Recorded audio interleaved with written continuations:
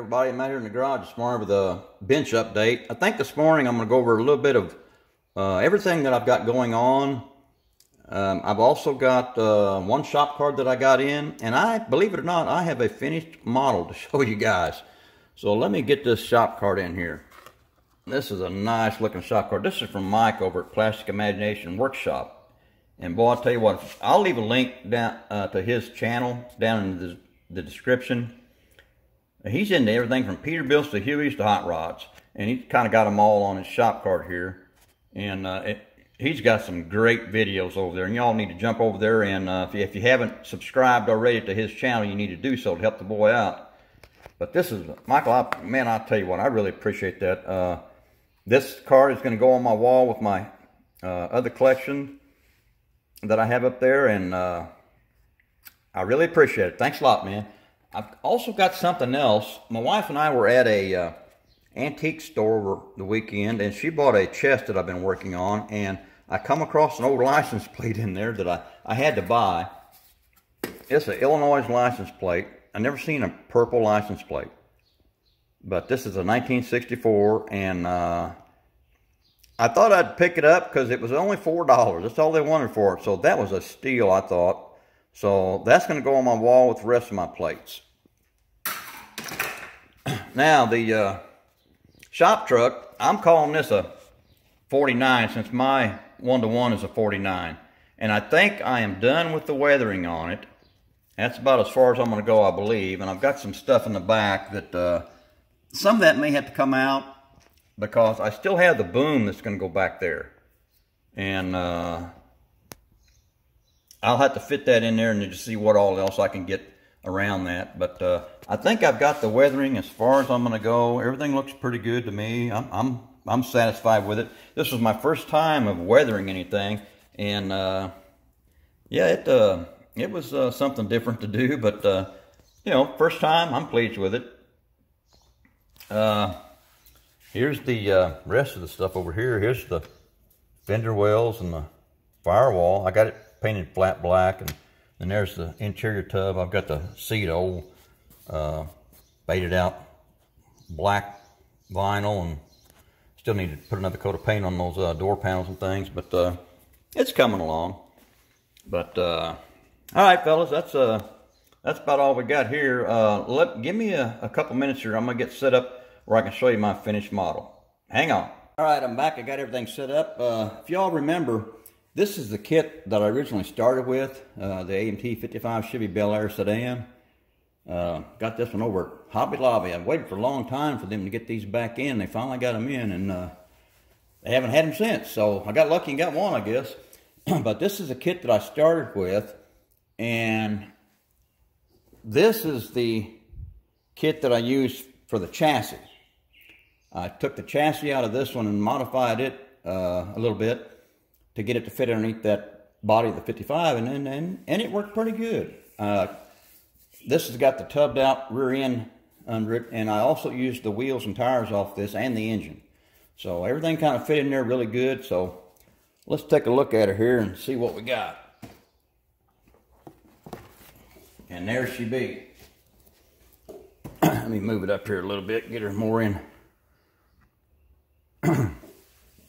Now, if y'all remember, this 55 started out red, and I had so many issues with it, and then I had issues with the bare metal foil, and then the problem just kept building, so I kind of was glad to get through with this one. But this is how she turned out. Like I said, this has got the wheels and the tires off of the 67 Chevelle Pro Street. It's got a nice stance to it. I decided to cut that hole in the hood and have those velocity stacks sticking out there. I thought it looked pretty bad that way. The chrome emblems that they give you in the kit, I didn't like. They didn't look all that great, so I just used the decals right onto the body. And I did a little black wash on the grill there, and the turn signals there is the testers paint.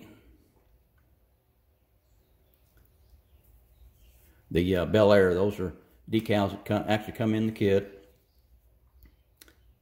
Now this is painted with the After that red kind of went belly up on me, I stripped that down, and this is Rust-Oleum flat white primer. And then I used Rust-Oleum crystal clear lacquer over top of it, and then I polished it, or I wet sanded, then polished it. The wheelie bars in the back, those are also from the Chevelle kit. I thought that just added a little extra to the build. Same with the emblem on the back. I didn't like that chrome piece they give you in the kit, so it's just a decal only. I think it turned out pretty good. The interior is just a basic brown, kind of a light tan looking color. Let me see if I can get this hood off of here, and we'll take a peek inside. That hood's going to be a problem. Well, there we go. And that was a chore. All right. I'm going to pick the camera up here, and we'll kind of go in a little bit. I put plug wires on it. I wired the battery, and I also plumbed the master cylinder, ran the lines to it, and ran them down, and put the clamp on the hose and everything. I thought it'd come out pretty good. I had to end up making a coil because I didn't have one, and I thought that's where I used to run mine on my 55 Chevy back in the day, so that's where I put it. I think it came out pretty good, though. Let me see if I can get this camera set back down here. Here we go. But all in all, I think the build came out pretty good. I'm pleased with it. I really like that stance, and like those like that tubbed out rear end. I just like that Pro Street look. It just looks so cool. So now this one here, I didn't show you in the engine, but let's go back and take a look. It doesn't have a mechanical fan. It doesn't have an alternator. I put an electric fan out front because the old boy that's going to be running this on the street, he's going to have to go out and get him a race, and after the run, go on back home and throw it on charge before he heads back out if he's going to have a second run for the night. So that's the way I did it back in the day, so that's the way this one's going to be doing it too, I guess. All right, fellas, I don't know if there's any more else I can show you or tell you about this. It turned out, it took me longer than what I thought it was going to, but everything turned out okay. I'm pleased with it. I'm glad it's done. I'm moving on, and it was a chore to build, but it was a fun build, so let's put it that way. All right, fellas, I'm done.